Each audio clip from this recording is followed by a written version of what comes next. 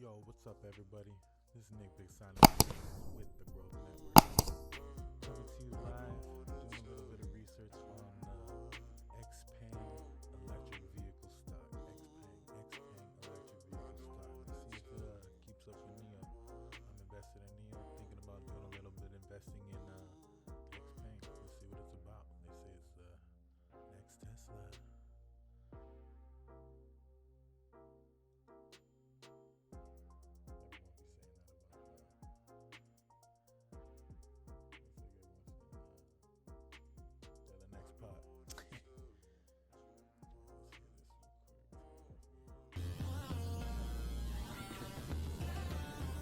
Hello and welcome. I'm Elliot Richards and I'm the new China correspondent. I'm here in Shanghai to test drive this, the Xpeng P7, and this is fully charged.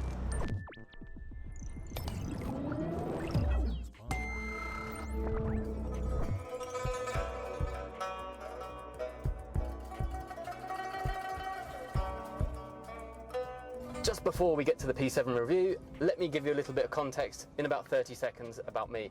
I've been living in China for 12 years now, and I've been following the whole EV, sustainable technology arena in China for a number of years. I've driven everything from a NEO to the Xpeng to BYD, and today we're going to test the P7.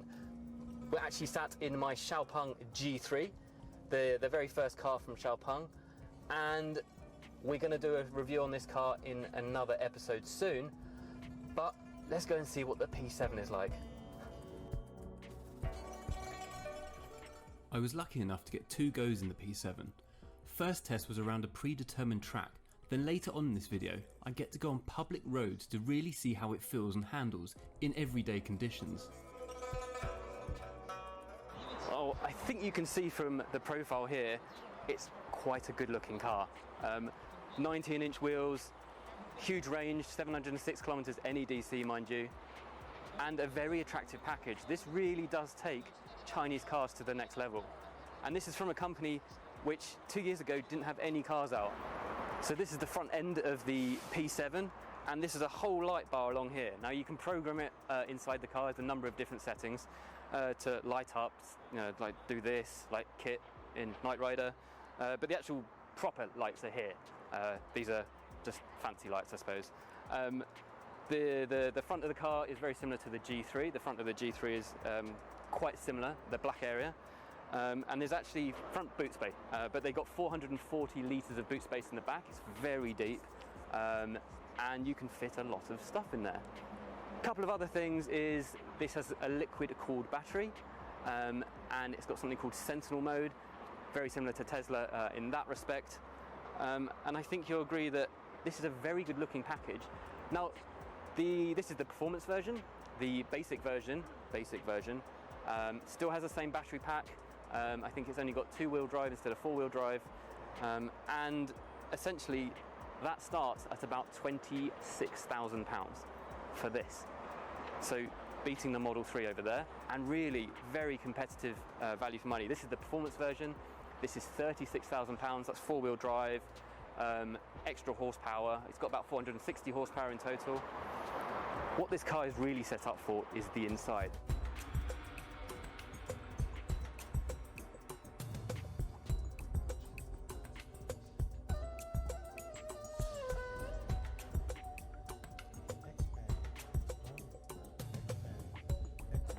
Now the biggest difference between this and the Tesla feels Spartan in comparison. This does feel like a living room. Now I've been told, this screen does everything. I won't go into the tech today, but this is definitely an upgrade from my G3. And it's just a very comfortable place to be. Now it's got LED lights all the way around, which can be changed. Like I said before, 18 speakers. So this really is about the experience inside the car. So the car has 2 charging ports, both at the rear. One's a fast charger, one's a regular charger. Now let's jump in the back seat just to have a quick look at the space. Nice door handles. And we're very lucky. Oh, this is plush. This is very nice. Leather seats all around. Obviously 1, 2, 3 speakers here, just for me. And this is all, thought through very well. And I could easily sit here for a long time. This is actually probably one of the softest seats I've sat in a Chinese electric car. So they really are thinking about that long, long road trip.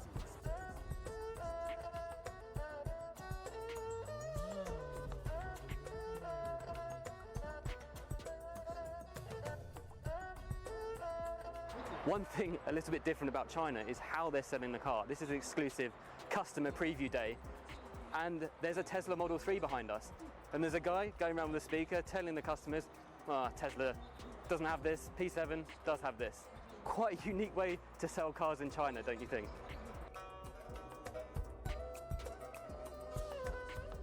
Let's talk about statistics. Now this car, 706 kilometers NEDC range, 80 kilowatt hour battery pack, 0 to 100 in 4.3 seconds, if that concerns you, and I just tried it out and it's quite fast and very comfortable. Brembo brakes, fast charging. You can charge, you get 120 kilometers of range in 10 minutes if you use the Xpeng charging network. Full battery takes about an hour and a half using the fast charger.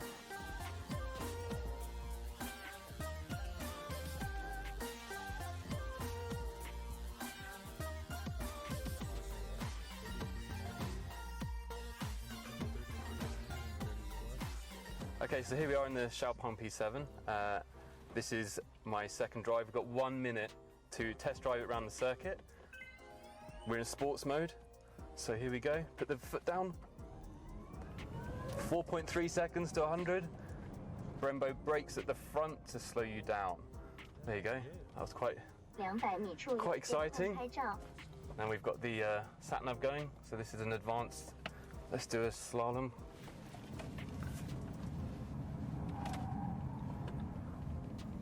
And we're going round, and we'll go around the second slalom. And it's super comfortable in here. This chair feels like a leather armchair. And it's really easy to drive. The steering wheel's got a flat bottom, which is slightly unusual. Great visibility over the bonnet. Now we're going to do the left to right. Ooh. It's very responsive. It's much more responsive than the G3, sorry. And now we're going to the circuit bit, the bumpy bit.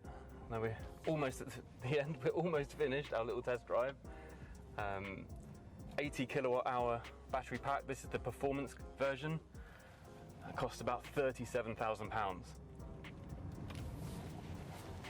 Oh, it's very grippy, this. It is a big car though, you know.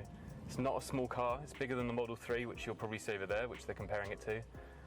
But you know, it's a lovely thing to drive. So after that very short test spin, I was lucky enough to have a proper go round Shanghai to see how it felt on the road. So I do have to say what my first impressions are of this car.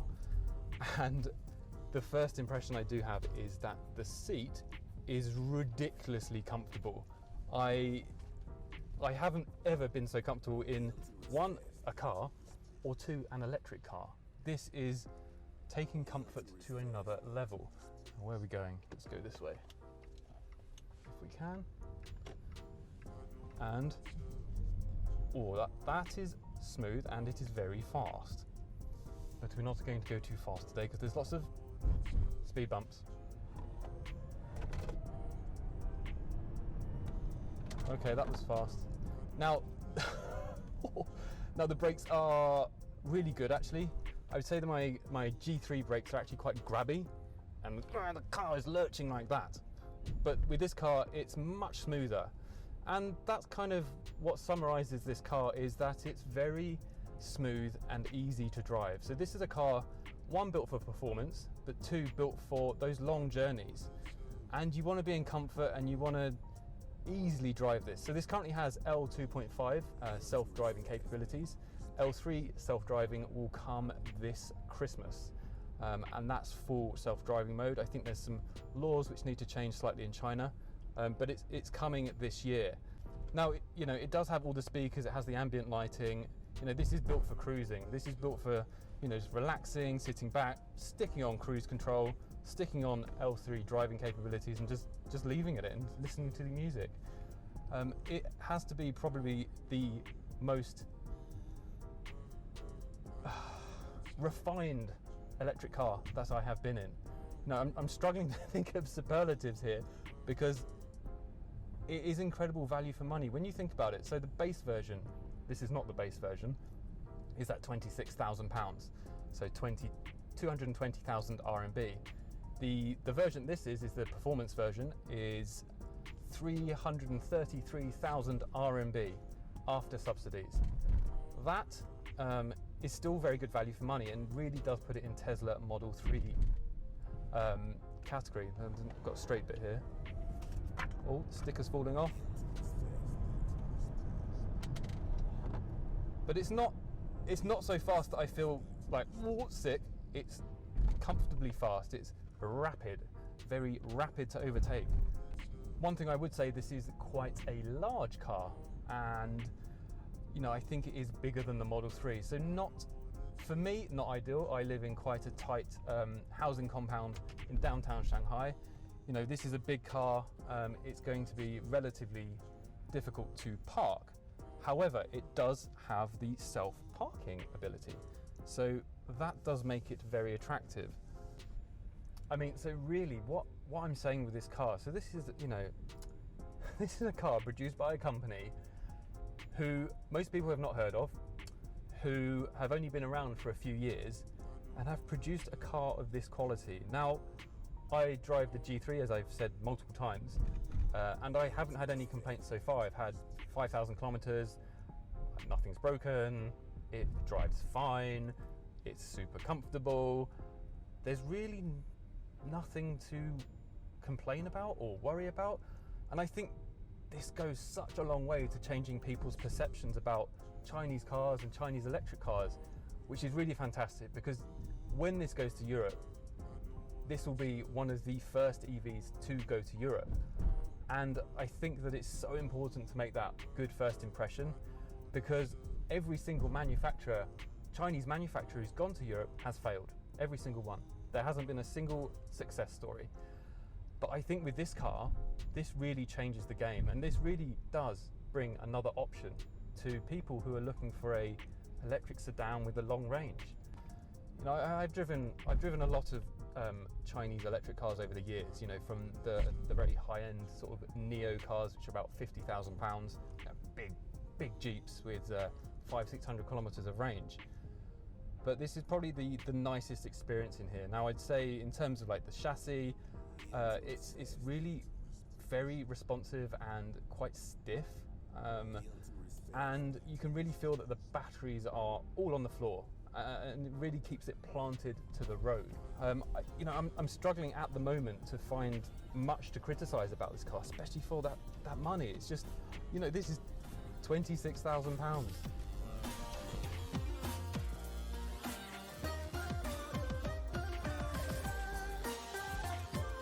That's all we've got time for. Hope you've enjoyed that. I'll be test driving other Chinese cars in the coming months, plus checking out some of China's massive renewable energy installations, electric bikes, buses, and correspondent. I'm here in Well, there you have it.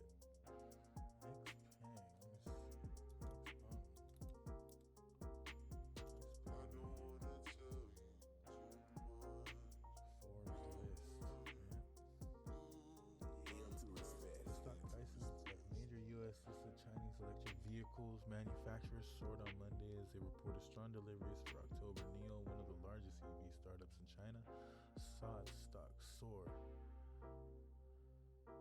Xpeng, another premium EV player, saw its stock rise by about 7% as it delivered about 3,040 vehicles through the month, marking an increase of about 230% from a year ago, driven primarily by sales of its P7 sedan, which was launched earlier this year, which we just seen in the video.